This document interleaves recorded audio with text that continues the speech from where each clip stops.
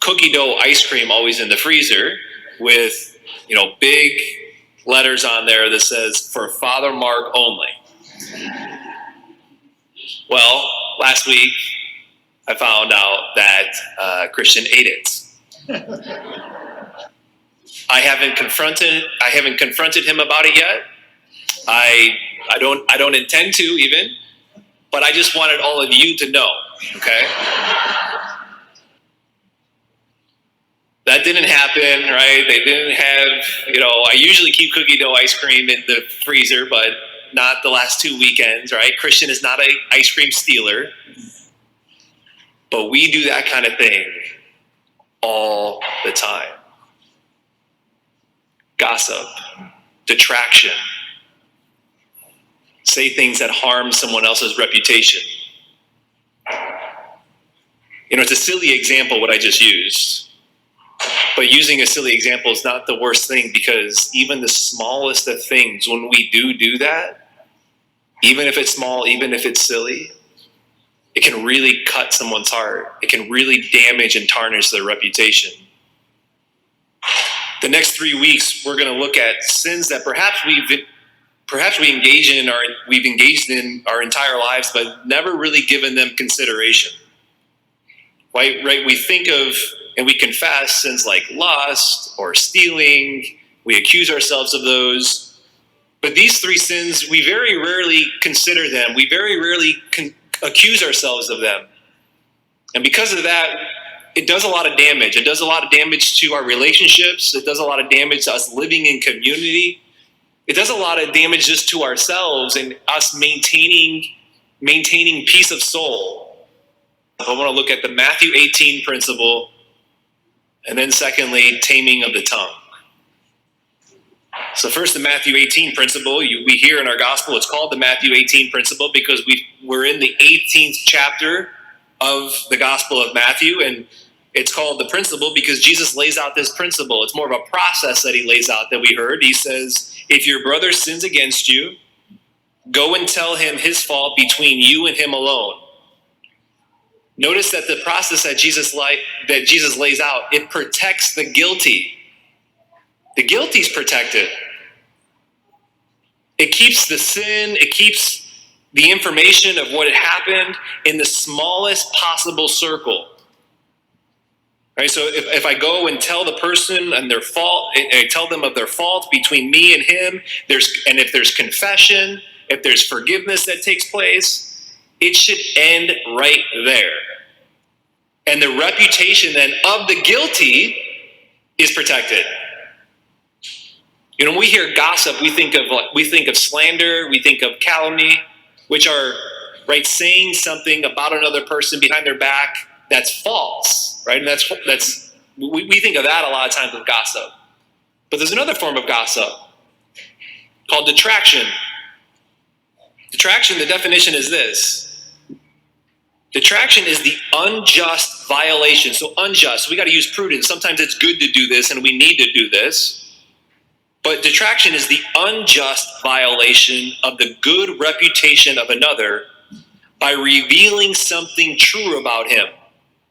So it's not false, it's true, right? So you learn that your neighbor's receiving therapy for addiction that they have. And you spread that information to other neighbors as it just comes up casually in conversation, and you share that information that you've learned. It's true, but it doesn't need to be shared. And it actually tarnishes his reputation. And these people that you were talking to didn't know about it, and they didn't have to know about it. That's the sin of detraction. We as Christians have an obligation to not tarnish another person's reputation. Thomas Aquinas actually, when he's talking about the sin of detraction and gossip, he actually places the sin of detraction, he says it's less grievous, he says, than homicide or adultery.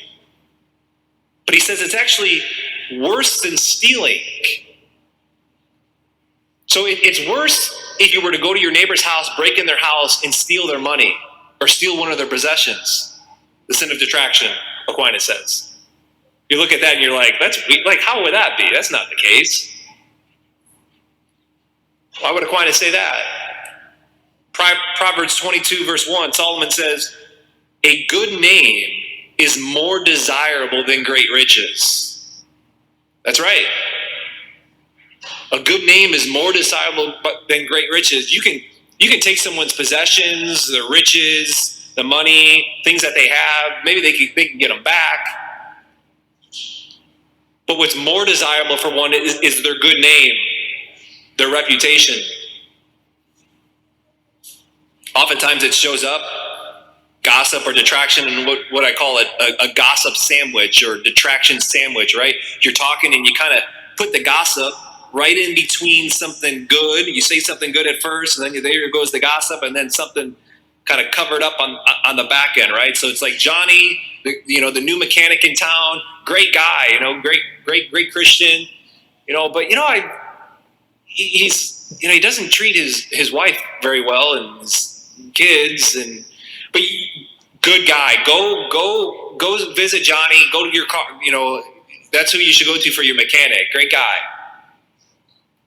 So I could have just left it that he's a great guy, he's a good mechanic, and the person goes visits and gets their car taken care of by Johnny. When me going there, then I don't need to know that this guy, what the things that this person had told me. I have an obligation to protect his reputation, even though maybe it's true. Why is it so enticing for us to do that? Why do we do it? Why do we both like to hear it and also give it? I think we like to be in the know, right? We like to be seen as interesting and have something interesting, right? Something juicy to say and to share and to hear it.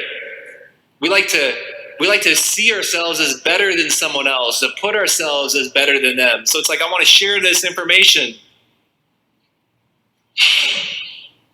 Which brings us here, secondly, to taming the tongue. Something we need help with. As Catholics, we come to Mass, we're on a 3-year cycle, right? So we hear the same readings over the course of 3 years. We hear more readings if you were to come, or if you go to daily Mass, or you just look at the Mass readings. But even still, there's so much of the Bible that we don't see. And one of those passages is from the Epistle James, in which we never hear this section in chapter 3 from James. And James, he talks on both the power of the tongue and taming the tongue. And when he talks about the power of the tongue, he says this. Again, chapter 3, he says, take a ship, for example. Although they are so large and driven by strong winds, they are steered by a very small rudder, wherever the captain wants to go. Likewise, the tongue is a small part of the body, but can do great things. Consider what a great forest is set on fire by a small spark. The tongue also is a fire, a world of evil among the parts of the body. It corrupts the whole body, sets the whole course of one's life on fire, and is itself set on fire by hell. Little rudder, even though the winds and the sail moves the ship, the little rudder has more course of the direction of that boat than even the sails and the winds. Or a little spark in the fire, a little spark can set an entire forest, a raging set of fire upon the whole forest. Our tongues can do a lot of damage. Death and life are in the power of the tongue. Is our tongue speaking more life, or is it speaking more death? So let's get real practical here. Maybe perhaps before we say something, we want to try to remember to pause and just ask ourselves, before we share information, to ask ourselves, is it true? And is it helpful or hurtful? So remember, everything you say must be true, but not everything that's true needs to be said. Everything you say needs to be true, But not everything that is true needs to be said. And so then I move on. Is it helpful or hurtful? If it's hurtful, don't say it. Paul, in his letter to the Ephesians, chapter 4, he says, "Do not let any unwholesome talk come out of your mouths, but only what is helpful for building others up according to their needs, that it may benefit those who listen. Everything you say must be true, but everything that is true does not need to be said." So lastly here, James talks about the power of the tongue, and then he moves to the importance of taming the tongue. And he says, humankind tames all water creatures. He can tame reptiles. Humankind has tamed and can tame every kind of beast and bird. And in verse 8 he says, but no human being can tame the tongue, a restless evil full of deadly poison. What's he saying here? The only way to tame the tongue is to transform the heart. Because out of the heart, the mouth speaks. Scriptures say elsewhere. The problem isn't ultimately with our tongue, but it's the sin that runs through every single heart. It's a sin problem. It's the sin that's the problem in every one of our hearts. So ask ourselves, put those practical maybe questions in our mind to put in place. We'll find out that it's in us. Like, I want to do it. We'll find out that we got a problem with our heart, and it's a sin problem, and it goes deep, and it's a problem that you and I can't fix. And that's why God sent his son to die for us on the cross, so that our hearts can be transformed. And so then what comes out of our mouth can uplift. It can encourage and not discourage, right? Because I want to be a man. I want to be a woman that builds people up and not tears them down.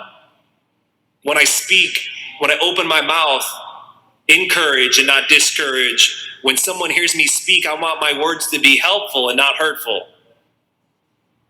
For my words to not lead to death, but lead to life.